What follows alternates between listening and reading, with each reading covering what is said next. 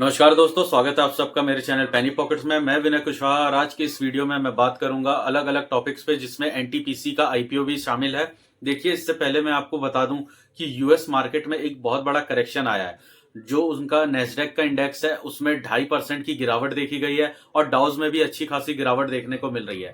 तो इसका जो इम्पैक्ट है, जो मंडे से हमारा मार्केट स्टार्ट होगा, तो ये जो सेशन रहने वाला है ये भी एक गिरावट भरा देखने को मिल सकता है। और इसी बीच में एनटीपीसी का आईपीओ भी आ रहा है। हालांकि आईपीओ का काफी ज्यादा हाइप है, बहुत ही क्रेज बना हुआ है और आईपीओ के अच्छे परफॉर्म करने की भी उम्मीद है। यहाँ पे 10,000 करोड़ का ये जो आईपीओ होने वाला है एनटीपीसी ग्रीन का, जिसका प्राइस बैंड 102 रुपए से 108 रुपए रखा गया है, जो कि ऑब्वियस सी बात है कि 108 रुपए पे ही आपका पर लॉट अप्लाई होगा। यहाँ पे बहुत सारे शेयर होल्डर्स ने आज से महीने डेढ़ महीने पहले ही एनटीपीसी के जो शेयर्स हैं वो एक एक ही शेयर ही जरूर, लेकिन अपने डीमेट में वो शेयर्स खरीद के रखे हैं। चाहे वो हमारे पिछले जितने भी वीडियोस उसमें हम बोलते आए हैं कि अगर आपको एनटीपीसी ग्रीन के आईपीओ में अप्लाई करना है और शेयर होल्डर कैटेगरी में आप अप्लाई करना चाहते हैं, जिससे कि आपके अलॉटमेंट की चांसेस और ज्यादा बढ़े, तो आप एनटीपीसी का, अगर आपके पास स्टॉक पहले से है तो अच्छी बात है, और अगर नहीं है तो एटलीस्ट एक शेयर खरीद के आप डीमेट में जरूर रखें, ताकि आप शेयर होल्डर कैटेगरी में अप्लाई कर सके और आपको अलॉटमेंट मिलने के चांसेस बढ़ सके। तो यहाँ बहुत सारे शेयर होल्डर्स के पास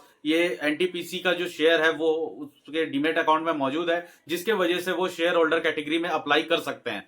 अब यहां हम समझते हैं कि जो यूएस मार्केट गिरा है, इसका इंपैक्ट मंडे को हमारे जो इंडियन मार्केट है उसमें देखने को जरूर मिलेगा। मतलब मार्केट में थोड़ी बहुत और करेक्शन देखने को मिल सकती है। और इस गिरे हुए मार्केट में जितने भी अच्छे फंडामेंटल स्टॉक्स है वो तो गिर ही रहे हैं, साथ ही साथ जितने भी आईपीओ आ रहे हैं उन्हें बहुत ही कम लिस्टिंग गेन देखने को मिला है। जैसे ही रिसेंटली एक आईपीओ आया था स्विगी का, जिसके अंदर बहुत ज्यादा हाइप बनाई गई थी, जिसमें बहुत सारे मैनेजमेंट के लोग आके एडवर्टीजमेंट कर रहे थे, और यहां यह भी दिखाया जा रहा था कि बॉलीवुड के बहुत ही सेलिब्रिटीज और फेमस लोगों ने इस स्विगी के आईपीओ में अपना पैसा लगाया है, इसके में बहुत सारा इन्वेस्टमेंट किया है। लेकिन सारे हाइप, सारे एडवर्टीजमेंट और बहुत बड़े बड़े नामों के शामिल होने के बाद भी स्विगी का आईपीओ 5% से ज्यादा का ग्रोथ नहीं दिखा पाया, और अपने जो लिस्टिंग प्राइस है वहां से सिर्फ 5% की ही मूवमेंट रही है। तो इतने बड़े स्विगी के जो आईपीओ था उसके लिस्टिंग में अच्छा खासा गेन नहीं देखने मिला है। तो क्या ये चीज एनटीपीसी के आईपीओ में भी इफेक्ट करेगा?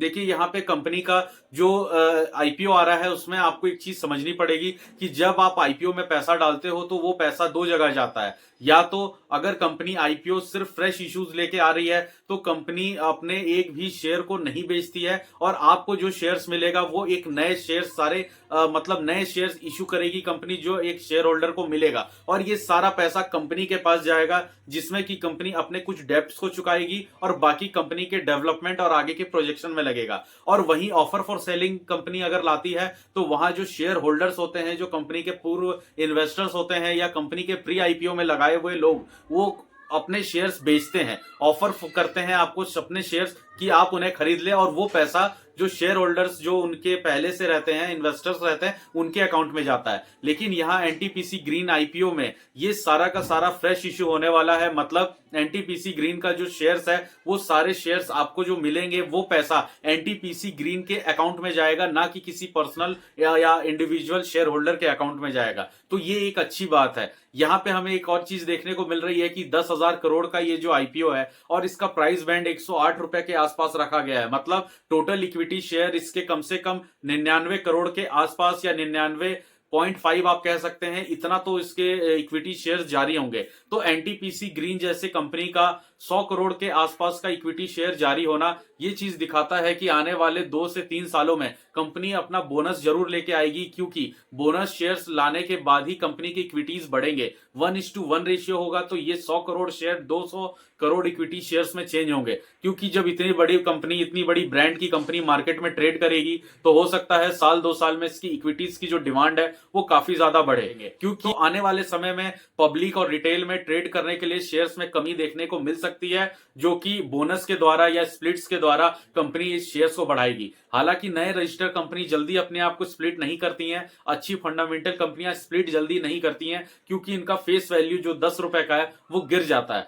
तो यहाँ एनटीपीसी का ग्रीन का आईपीओ का जो फेस वैल्यू है वो 10 रुपए है, जो कि काफी अच्छी बात है। तो लॉन्ग टर्म विजन से देखा जाए तो कंपनी में इन्वेस्टमेंट करना काफी ज्यादा बेहतर होगा। लेकिन यहाँ जो मैंने कहा कि यूएस मार्केट में गिरावट है, जिसका इंपैक्ट हमारे मार्केट में मंडे से देखने को मिल सकता है, और वहां पे कई ऐसे शेयर्स हैं जो अच्छा रिटर्न दे भी सकते हैं और नहीं भी दे सकते। लेकिन यहाँ पे अगर लिस्टिंग गेन की बात की जाए तो 19 नवंबर से 21 नवंबर के बीच ये जो आईपीओ खुला रहेगा, जिसकी लिस्टिंग 27 नवंबर को होगी, तब तक अगर मार्केट में फिर भी एक करेक्शन का दौर बना रहता है और मार्केट में गिरावट चलती रहेगी, तो इसके लिस्टिंग का जो हाइप है, जो 40 से 50% तक गेन होने की संभावना है, वो कम होते हुए दिखेगी। क्योंकि देखिए, आप एक चीज समझिए, इससे पहले कुछ आईपीओज ऐसे आए हैं जिनका मतलब बहुत बड़ा हाइप बना था, मार्केट में बहुत ज्यादा इनके बारे में बातें और चर्चाएं हुई थी, इन्होंने रिटर्न भी अच्छा दिया था, लेकिन उसके बाद से लगातार इनका आईपीओ गिर रहा है। फाइनेंस को आप देख सकते हैं कि वो भी अपने ऑल टाइम हाई से 40% तक गिर चुका है, और ओला के बारे में भी आप जानते ही हैं कि उसने भी कितना ज्यादा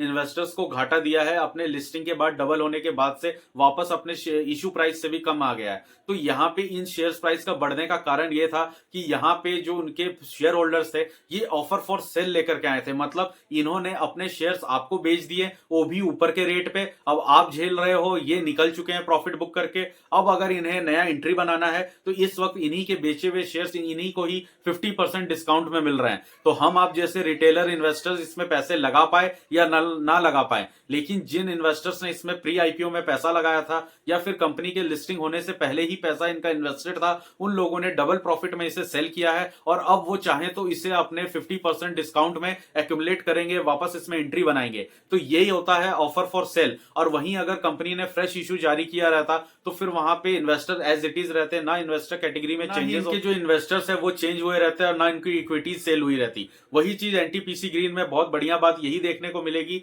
कि ये सारा फ्रेश इशू रहेगा, इसमें सारा पैसा कंपनी के पास जाएगा, कंपनी इस पैसे से आगे की डेवलपमेंट करेगी, शेयर होल्डर्स इसमें लॉन्ग टर्म के लिए बने रह सकते हैं, क्योंकि उनका पैसा कंपनी के हाथ में है, जो कि फंडामेंटली अच्छे तरीके से ही रिसर्च करके आगे इन्वेस्ट करेगी या अपने कंपनी के फाइनेंशियल को मजबूत करेगी। मतलब आपने जो पैसा लगाया है वो 100% किसी एक बिजनेस पर्पस पे गया है, ना कि किसी एक इन्वेस्टर की जेब में, जिसने आपके पैसे लेके अपने शेयर्स को आपको बेच दिए हैं, उसके बाद कंपनी का प्राइस नीचे आ जाए। अगर इस गिरते हुए मार्केट में अगर इसका शेयर प्राइस नीचे भी आता है तो वो एक बहुत बड़ी अपॉर्चुनिटी होगी उसे एक्यूमुलेट करने की। तो दोस्तों, यहाँ पे एनटीपीसी ग्रीन का ये रहा रिव्यू, और गिरते हुए मार्केट में आपको टाइम टू टाइम हर एक डिप में कैसे इन्वेस्ट करना है, इसके लिए आप हमारे बाकी के वीडियोस देख सकते हैं। हम अगली वीडियो में रेलवे सेक्टर पे बात करेंगे। तो दोस्तों, अगर आपको हमारी वीडियो की इंफॉर्मेशन टाइम टू टाइम चाहिए तो आप इस वीडियो को लाइक करें, चैनल को सब्सक्राइब करें दोस्तों, और बेल आइकन को जरूर हिट करें। हम मिलते हैं नेक्स्ट वीडियो में रेलवे स्टॉक्स के साथ। नमस्कार दोस्तों।